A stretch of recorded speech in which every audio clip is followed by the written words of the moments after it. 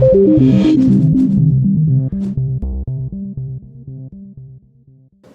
there, my name is Nathan Ball, in-house game designer at AdInMo, and this is episode 7 of our Rapid Review series. In this episode we'll be looking at Sixit, a colourful narrative adventure game available for both Android and iOS. In Sixit, the player is tasked with collecting 6 magical artifacts in order to awaken a slumbering dragon and save their world from a sentient storm. At first, the only action at their disposal is moving left and right, but each artifact collected unlocks a new ability for the player, such as an axe that can break blocks, or a set of wings that allows them to jump to high places. Where things get interesting, however, is in the limits the game places on the player's actions. The player can only perform 6 non-movement actions before they run out, and are forced to return to the start of the game to refresh, hence the title. This gives the game a looping structure, forcing the player to work out the most efficient routes through each area in order to make it through with enough moves left to reach the next artifact. This structure has been showing up in a lot of games in recent times, though generally it's framed as a time loop rather than a warp.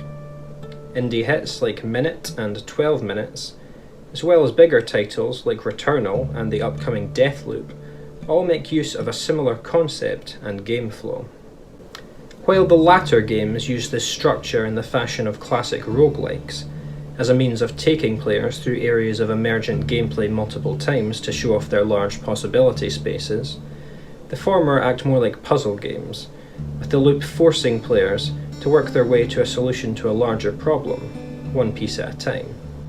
This is the approach that Sixit takes as well, and it's a compelling one. Since artifacts switch out automatically after each use, but normally require an action to switch out, even the order in which you equip them at the start of each run is part of the puzzle. And with such tight restrictions on your available actions, there's very little room for error if you want to see the end of Sixit's quest.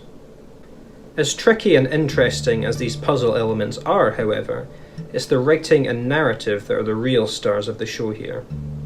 The characters you meet are all quirky and hilarious, with dialogue that pokes fun at video game conventions, modern working life, and startup company culture.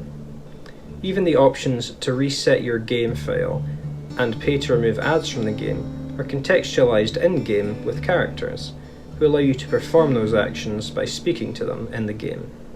Speaking to these characters and enjoying their dialogue is a powerful motivation for players, giving them incentive to push through the tricky puzzles just to see what oddball they'll encounter next.